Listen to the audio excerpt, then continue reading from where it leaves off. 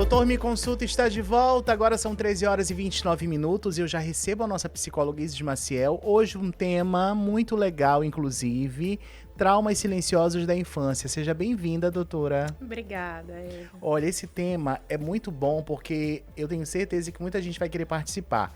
Quem aí não tem um trauma de infância?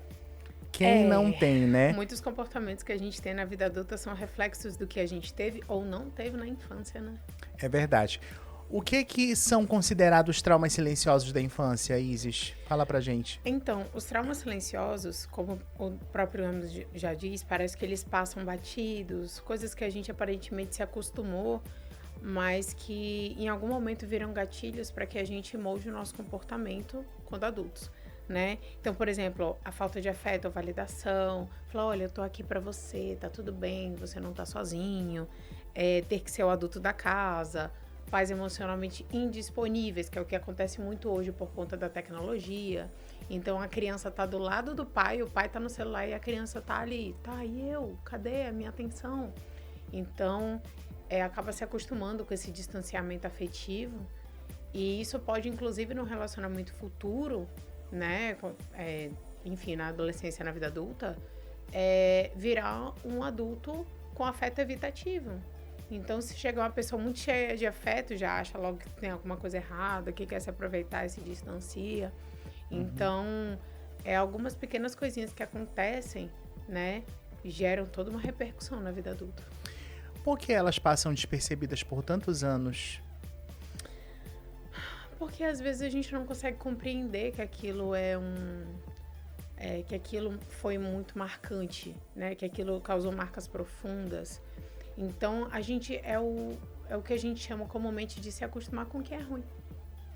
Então, a gente acha que aquilo ali é sinônimo de... Aquilo ali entre aspas, assim, é o normal do amor, é o normal de uma família. Por exemplo, pais gritando, xingando dentro de casa, assim, falando alto. A criança acha que, por exemplo, que aquilo ali é família, que aquilo ali é normal e cresce entrando num relacionamento abusivo achando que aquilo ali é normal. Isso é um exemplo bem tátil.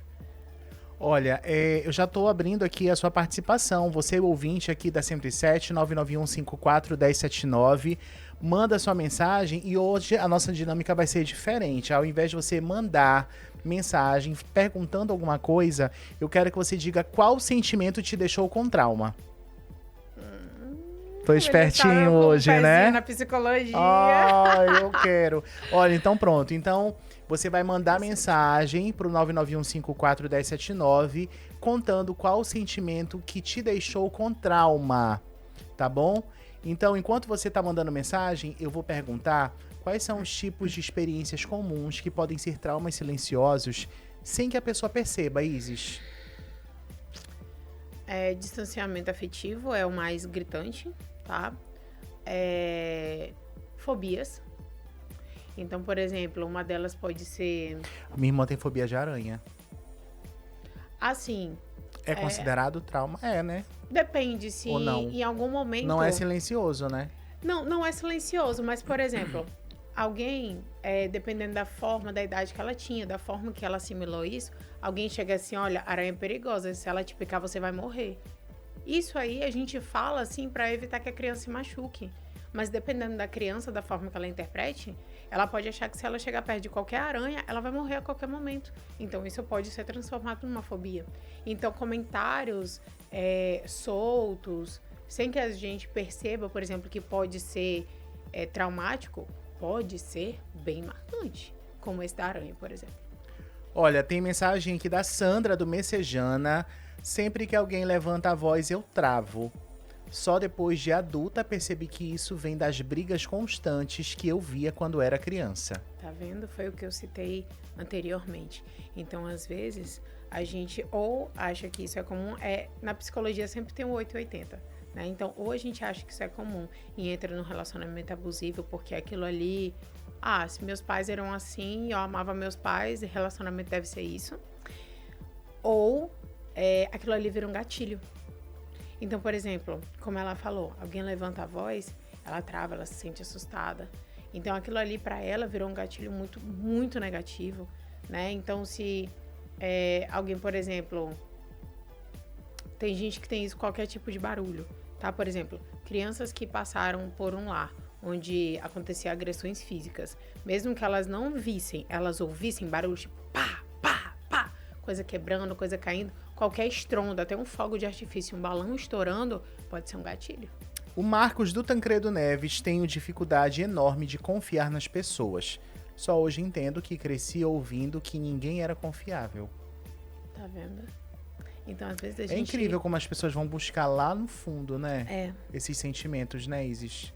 Isso, assim, quando a gente aborda isso em terapia, a gente descobre tanta coisa.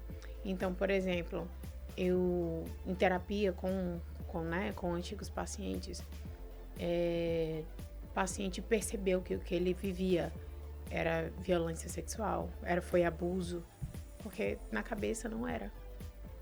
Olha, a Letícia lá do São Vicente, boa tarde, Hélio. Fui uma criança muito criticada. Hoje, qualquer erro pequeno me destrói. Sinto que nunca sou boa o bastante.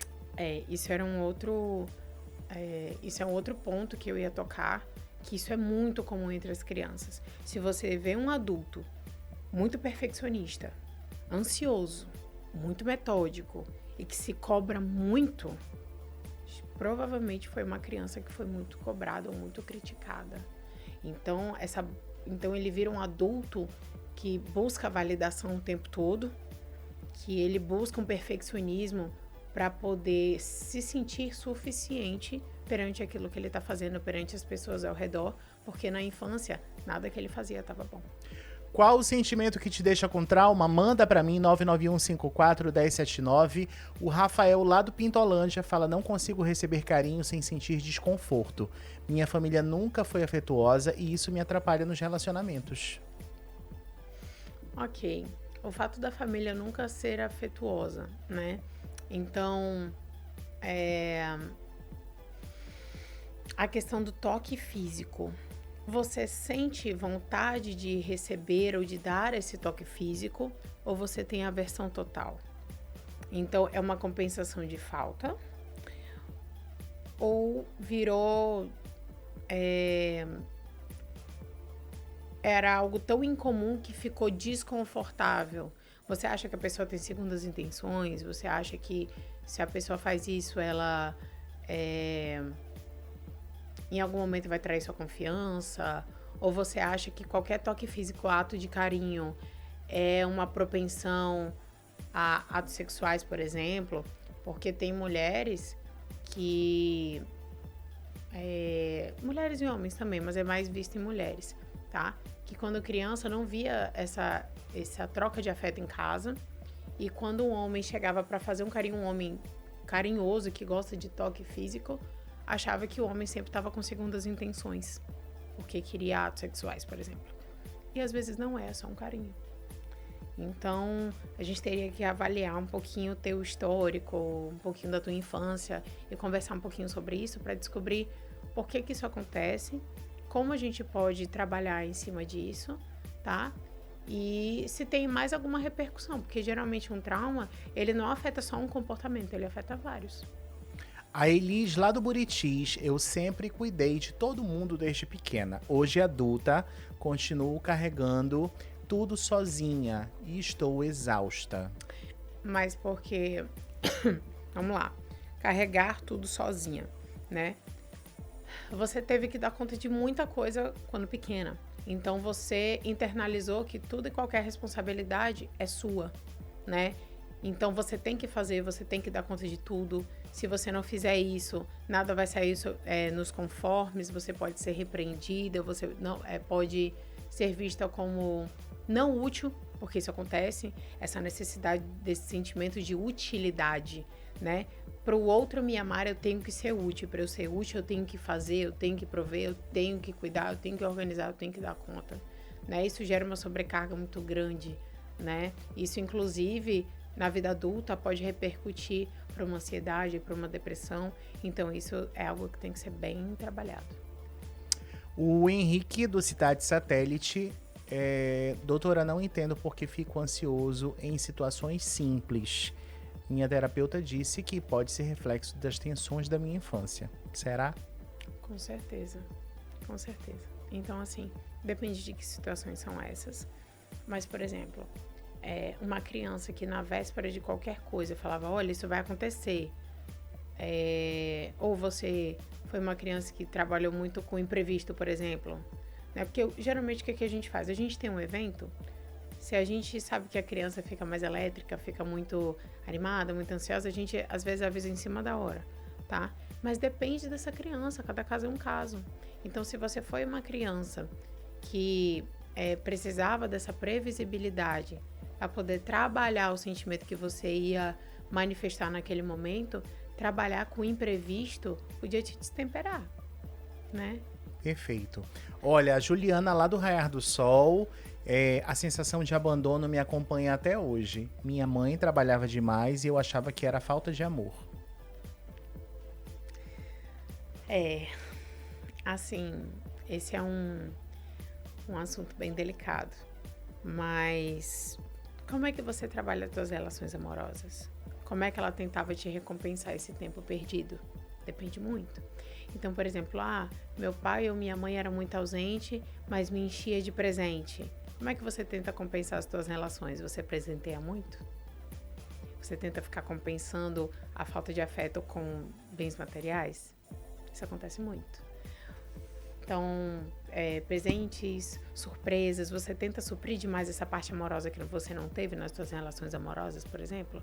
Então, será que você não acaba, por tentar amar demais, para fazer com que o outro nunca duvide do amor que você sinta por ele? Será que você não se sobrecarrega? Será que você não acaba fazendo o papel dos dois? Será que você não acaba se sufocando e sufocando o outro? Então, é um quesito bem interessante, bem mais comum do que a gente imagina, tá? E que tem que ser trabalhado em terapia. O Bruno do Caimbé: tenho medo de dar minha opinião mesmo adulto. Na infância, ninguém me deixava falar. Bem característico também. Aquela, não se intromete em papo de adulto, que a gente ouvia muito. Exatamente. Ou, ai, mãe, não sei o quê. Não, agora não. Não, agora não. Então, ser vetado o tempo todo, isso pode tornar essa criança, uma criança, né, um adulto, enfim, introspectivo, tímido, com medo de dar as próprias opiniões, sugestionável, que nunca se posiciona. Então, isso na vida adulta, isso tem uma repercussão bem grande, porque se você é um adulto que não se posiciona, você aceita qualquer coisa de qualquer pessoa. A Marta lá do Paraviana: sempre atraio pessoas que me tratam mal. Acho que aprendi a normalizar isso dentro de casa quando criança. Foi o que eu falei bem no comecinho. Isso, infelizmente, é bem comum. Então, se você vem de um lar conturbado, e ninguém te diz que isso é errado, você acaba entendendo que isso é o comum. Mesmo que não seja consciente. Então, quando você encontra um relacionamento saudável, você acha estranho, você acha que a pessoa tá te enganando, e você não consegue acreditar que aquela pessoa boa pode te proporcionar um relacionamento saudável, porque você não tá acostumado. Então, você espera o pior de uma pessoa que quer te proporcionar o melhor e acaba voltando naquele ciclo vicioso de uma relação ruim, porque aquilo ali é o que você conhece, infelizmente. Boa tarde, doutora. Me chamo Paulo, do Nova Cidade. Cresci ouvindo que eu tinha que ser forte. Hoje tenho dificuldade em pedir ajuda, como se fosse errado. Isso acontece muito com os homens. Foi o que a gente falou aqui no Novembro Azul, né, Hélio? Sobre a saúde mental dos homens. Então, assim, olha, você tem que ser forte. Como é que é? Homem não chora. Então, o que a gente mais escuta, por exemplo, em relação ao relacionamento, são mulheres reclamando que os homens não demonstram afeto, não demonstram sentimentos, não são sensíveis, né? Por quê? Porque nós temos uma sociedade patriarcal, onde o homem tem que ser o forte, tem que ser o provedor, tem que ser a muralha, e a mulher é aquela que demonstra afeto. Muitas vezes, por isso, a mulher foi considerada o sexo frágil ao longo da história. Não por ela ser frágil, mas porque ela demonstra sentimento. E de uns anos pra cá, a gente tá aprendendo, enfim, que demonstrar afeto é um sinal de força, não de fraqueza. Porque não é pra qualquer um. você mostrar suas vulnerabilidades, você mostrar seu lado mais sensível. Então, você se mostrar por inteiro não é uma tarefa fácil. Não é nada né? fácil, né, doutora? A gente aprendeu a não confiar, a não demonstrar fraqueza, a parecer ser uma coisa que nós não somos. Então, a gente aprendeu a criar uma armadura desde muito cedo, né? Então, isso é uma coisa que tem que ser desmistificada, que tem que ser trabalhada. E uma dos objetivos da terapia é justamente trabalhar essa casca que a gente criou ao longo da vida, por qualquer que seja o motivo, para sermos pessoas melhores, tanto para a gente quanto para as pessoas com que a gente se relaciona. Olha, a Renata lá do Centenário, muita gente participando. Eu fico tensa quando alguém sai de casa sem avisar. Lembro muito do meu pai que sumia por dias. Trauma de infância, né? Bem forte. Isso vai se refletir muito no relacionamento. Então, Tipo, ele foi ali comprar um maço de cigarro e nunca voltou. Uhum. É aquela história, Isso né? pode gerar a questão do trauma de abandono. É também. verdade. Total. Olha, o Igor do Liberdade tenho baixa autoestima desde sempre. Agora percebo que fui criado comparado com meus irmãos o tempo todo. Eita, isso acontece demais. Isso acontece demais. É uma das coisas que a gente mais vê, inclusive na terapia, independentemente do motivo da procura da terapia, essa questão de comparatividade. Então, geralmente é do mais novo com o mais velho, porque o mais velho é o modelo, o mais velho é o padrão, o mais velho o mais responsável, o mais inteligente, é o mais tudo. E tem essa sensação de competitividade dentro de casa, né? E muitas vezes é semeada, mesmo que sem querer, pelos próprios pais. Então, por que você fez isso? Seu irmão não faria isso. Então, isso é muito comum mesmo. Né? É uma das coisas que tem que ser trabalhada também na terapia, inclusive a questão do posicionamento e autoafirmação, para que você consiga, né, abordar esse assunto em família e falar, olha, isso me incomoda, isso me entristece, eu não gosto de ouvir isso. Isso é muito importante, porque muitas vezes a família não espera que você crie esse posicionamento, porque muitas vezes a gente se sente mal e reclama, mas a gente não senta para conversar de forma racional com a nossa família, para dizer o que magoa a gente. A gente só aceita, só briga, para de se falar e fica por isso.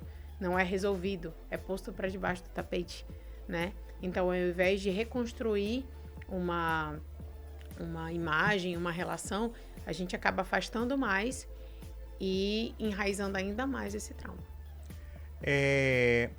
Quem mais está aqui com a gente também é a Camila, do Jardim Floresta. Quando alguém me critica, eu me desespero. Só depois entendi que vivi anos tentando agradar para não ser punida. Foi o que a gente falou antes, né? Criar autocobrança, o perfeccionismo, geralmente se torna um adulto extremamente ansioso, muito focado em trabalho e que muitas vezes quando tem um momento de lazer, se pune. Achando que não pode ter um momento de lazer, que tudo é obrigação e que se tiver um momento de lazer... as obrigações não vão sair como deveriam e assim, se torna um adulto muitas vezes até, Hélio, podendo correr o risco de ser um adulto infeliz, onde tem dificuldade em ver as coisas boas, né? Se torna um adulto pessimista, né? Porque se eu não fizer isso, não vai sair desse jeito, porque eu tenho que fazer para sair perfeito. E nessa gama você vê, mas você tá vivendo ou você tá sobrevivendo? Né? Isis, muito obrigado por ter vindo. Obrigada. Deixa o teu contato para agendamento de consultas, por favor. Diz onde é que você atende. Eu tô atendendo na Panton, tá? Se vocês pesquisarem, vai aparecer Livraria Panton. E fica ali na Rua do Cartório Loureiro. É um ambiente de acolhimento, onde tem vários profissionais. Eu atendo lá, onde a gente já recebeu perguntas aqui, né? Eu gostaria de fazer uma avaliação para saber se eu tenho TDAH. Lá também a gente realiza nesse tipo de avaliação, então é um lugar bem completo. E se você quiser mais informações também, pode entrar em contato comigo no número 95981010701.